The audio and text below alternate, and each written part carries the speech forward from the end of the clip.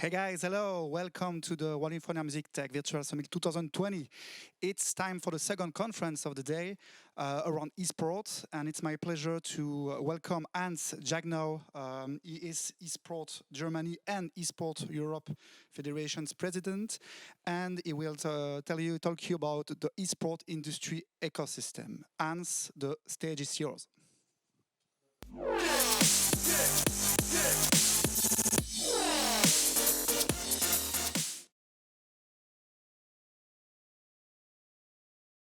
Hello, everyone, and thank you for having me today. I will give you a short overview on the esports ecosystem, the esports industry, and I chose to subtitle this presentation as "Connectivity of a New Media Market."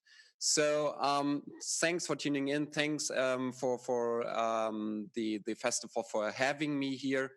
It's a real honor, and just some short remarks about myself. My name is Hans Jagnow. I'm the residing president of the ESBD, which is the German Esports Federation, and also have the honor to represent Esports Europe, a network of over 23 national esports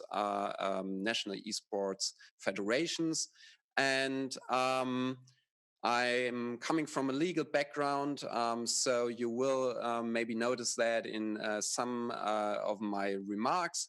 But let's jump right into it, as we only have 20 minutes, and I'm very happy to show you what is the ecosystem structured like and all about. So let's start with the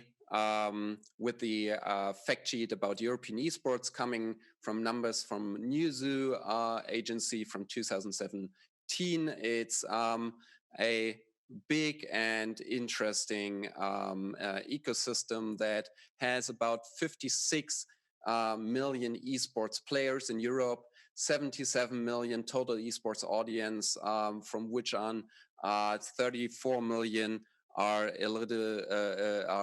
dedicated esports fans. You might notice that there's a high number of players that actually play them, of audience that actually play themselves, which is very different to traditional sports, where you don't have that margin in the same in the same high number, and we would assume that this is due to the fact that you have to know about the games to really understand. You have to play the games to really understand what it's all about. But we will see in the future more and more audience coming on that never played the games, meaning that the games themselves will get more accessible over the years. In Europe, we have about 20% of the esports, of the world esports audience. And we have, back in 2017, we had about $209 million in esports revenues, which poses 32% of the global revenues. So you see, Europe is a very important market for the esports ecosystem. And if we now look at the numbers of 2019, coming from Greenman Gaming and Forbes and the Business Insider, you will see that the global esports industry exceeded $1 billion in 2019, making it $1 billion market and $1 billion ecosystem. The most important regions for esports are the Asian regions and Pacific, North America, and Europe. Let's take a little bit of a dive into what esports as an industry and an ecosystem is actually having as products on the market. Very important right now is the distribution of media and broadcasting rights that monetize the produced content of tournament organizers and publishers. You have also sponsoring partnership, which is one of the most influential source of income. You have, of course, live event ticket sales, which is really important for the big esports event you might have heard of or might know, which is, of course, due to the corona situation expected to take a huge drop in 2020. But I am sure we will regain once we have a situation where we can safely come together as communities and fans. We will have a takeoff of live event ticket sales as well.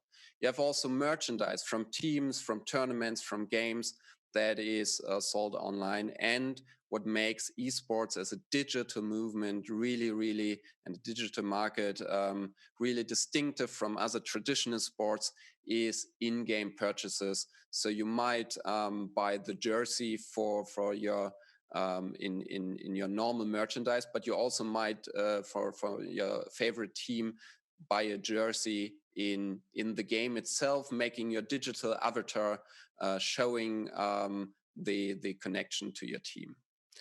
The viewership is reported at 443 million for 2019 worldwide. And just to give you an aspect of what that means for players and organizations going into esports, the biggest prize pool was about $32 million in Dota 2 in the International 2019. But what is esports? Again, if you look at this picture, you see it's passion, it's really excitement, it is fans, it is an engaged audience, it is light, it is darkness, it is loss, it is winning things. So you have a lot of emotion, you have a lot of dedication, you have a lot of really important feelings that are into this new sports integrated. So I'm really happy to show you what it is all about. So when we talk about esports, you might have the understanding that esports is competitive gaming, which is true. You can go more into detail on what esports really is, but I like to show it in one picture.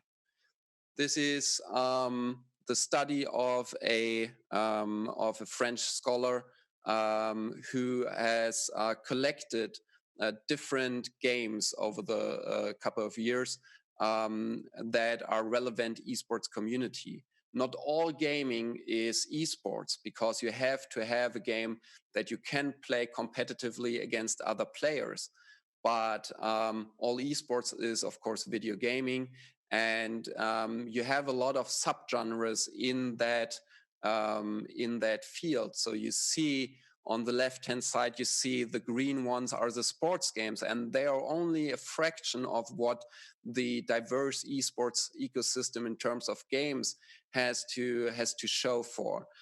You have fighting games, you have shooting games like Counter-Strike, you have MOBAs, which are strategic battle arena games like League of Legends, Dota 2, you have real-time strategy like StarCraft, You have racing games and sim racing, which is one of the popular sports simulations that you can find right now. So talking about esports is not one big movement alone, but it is also divided into a lot of diverse sub-fractions.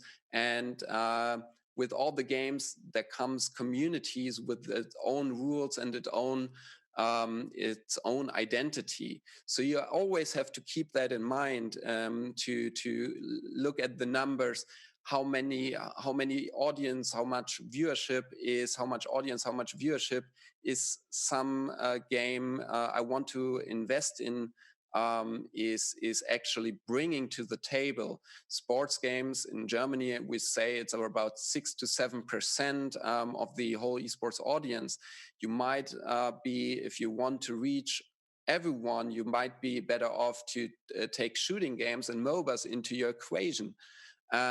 So if you talk about esports, you're not talking about one game, but you talk about different communities with different rules, and that is really important to understand. Describing esports also means that you have to describe the feeling that comes with it. It is the passion, the emotion, the ambition, but also the frustration that comes from not succeeding, the success and also the defeat. And that makes you wonder, how far away is that from traditional sports? We have the same emotional basis on that. Talking about the esports ecosystem, it's really important to understand the stakeholders.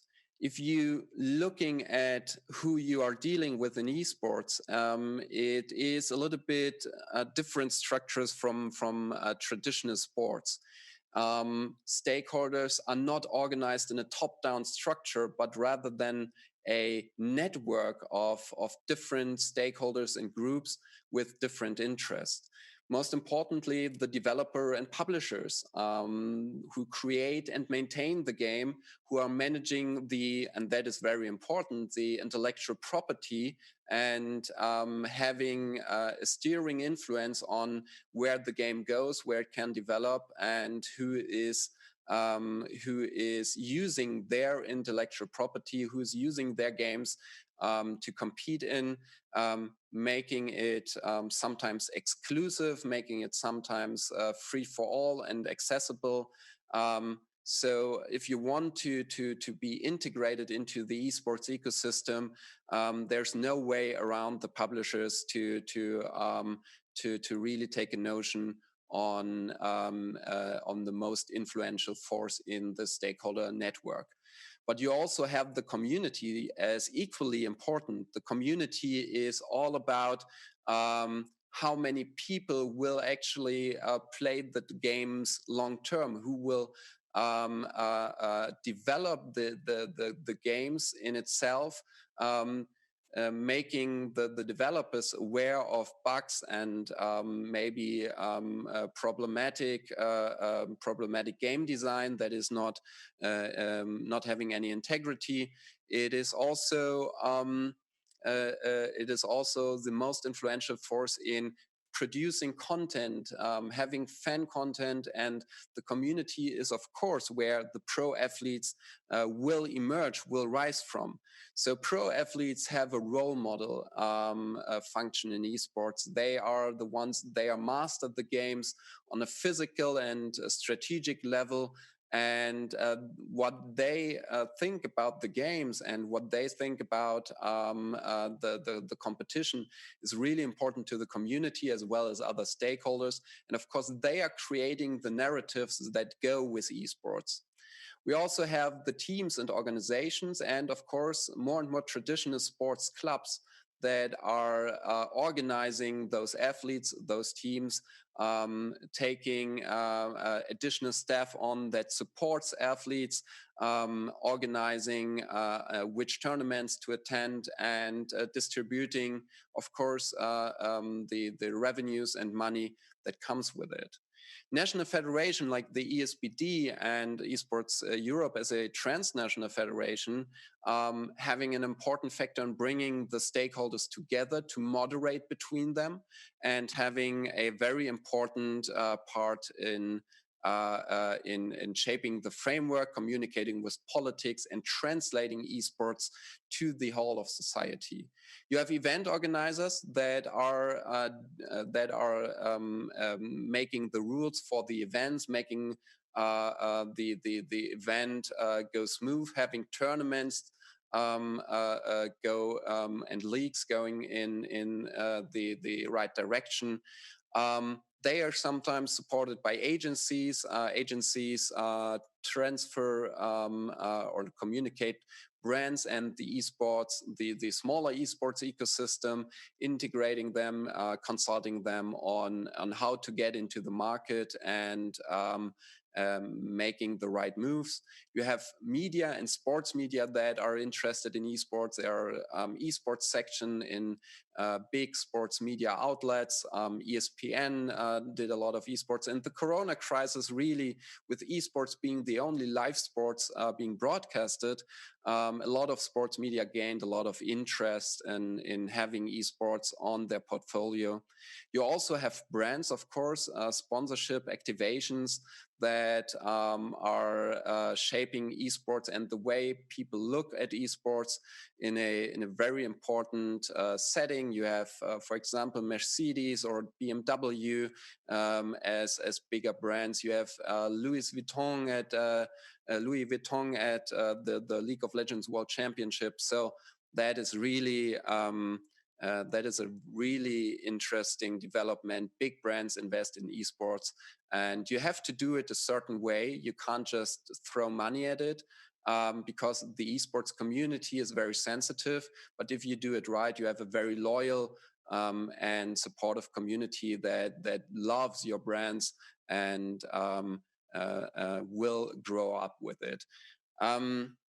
And of course, we have politics. Politics are looking into that young audience. We have, it is, of course, gaming. It is a very young audience they can reach out to. And they also see how important esports will be over the next decades, and trying to find ways to shape that in their respective national legal frameworks. So this is a big, important stakeholder as well. Just some generous thoughts about, for the last couple of minutes, just some generous thoughts. What esports is also imposing on us as an ecosystem. We have, in Germany, we had the experience for people from East Germany that didn't profit from the unification of East and West Germany. And it's still today a visible fraction in society. And my feeling is that we have that same fraction between people who benefit from a digital turn in society and people who are currently feeling left out. And there is a gap between those fractions, and it's based on complexity of the topic and technical competence. So how do we connect those fractions in a society? You have gaming and gamification that bridges digital environments into analog spaces. If you see Wii Sports or Pokemon Go, you have gaming creates narratives and pop cultural communities, creating an important part of our own identities. Condensing those aspects and bridge the gap is esports. Condensing that down to that emotional background we all can identify with is esports. I see I have a question here. I would like to address that in a couple of seconds. I'll just give you just some brief thoughts on the last slides. I will call it the esports API. Esports allows the society and the economy to connect on different levels and to really transfer the value esports creates throughout a connectivity structure. You have on the social part, you have the connection of people over the competition. You have emotional sharing and participation. You have on the economic part, you have the brands that connect finally with the target group that seemed unreachable, but it is also a technological play field for brands to experiment in a playful environment with new digital strategies. You have the digital part, of course, where you having esports being generic digital, but in a non-threatening way, and it's colorful and playful. And you have, of course, the traditional sports part, where you have to rethink your concept of sports and build bridges between the online and offline parts of sports. If you want to see that, the API at work, you see the technology. This is the World 2017 opening ceremony with an augmented reality dragon in the League of Legends World Championship in the opening ceremony. You have the API at work in media and community. You have big songs coming from, big music coming from esports, being the flagship music, being the flagship songs for big tournaments, and then staying in your ear, not only over the course of that tournament, but for months and months longer, and not only in your ear, but also staying on top of the Billboard charts of different countries.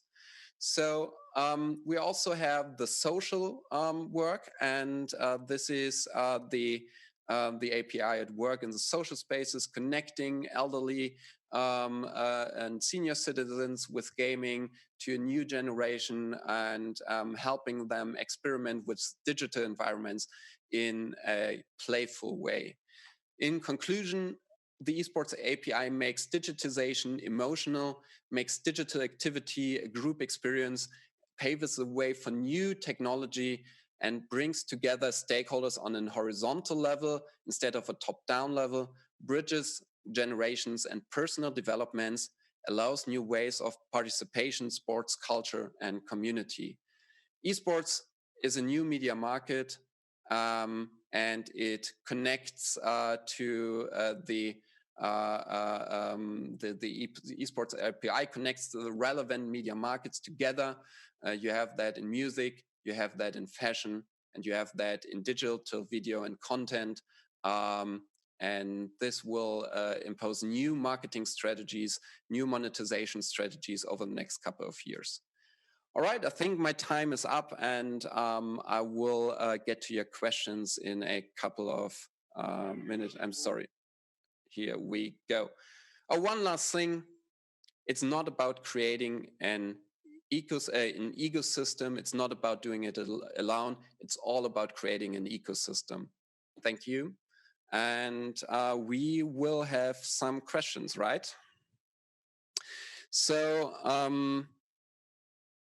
what is your take on viewing esports games and tournaments as a social platform and community where prizes could be high-value digital games, a game and assets? This comes from Mr. or Mrs. Dirksens. What is your take on viewing esports games and tournaments as a social platform and community where prizes could be high-value digital games and assets? I think this will not only influence esports, but it is something that is actually done right now. We have that with different in-game items already that you can win in the amateur community, mostly being thrown out as prizes. And you will have that kind of monetization and technology being transferred to different other media markets as well, especially traditional sports. And I think the digital content, the digital assets will have a rise in traditional sports as well, as it will be one of the underlying and most fundamental future monetization strategy of esports.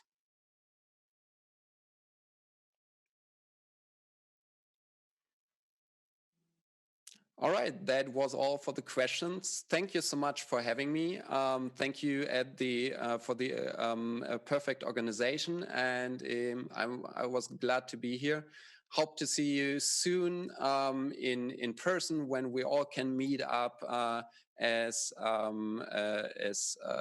in person when this crisis is over, and it will be over. So there's a positive outlook and everything. So thank you for listening.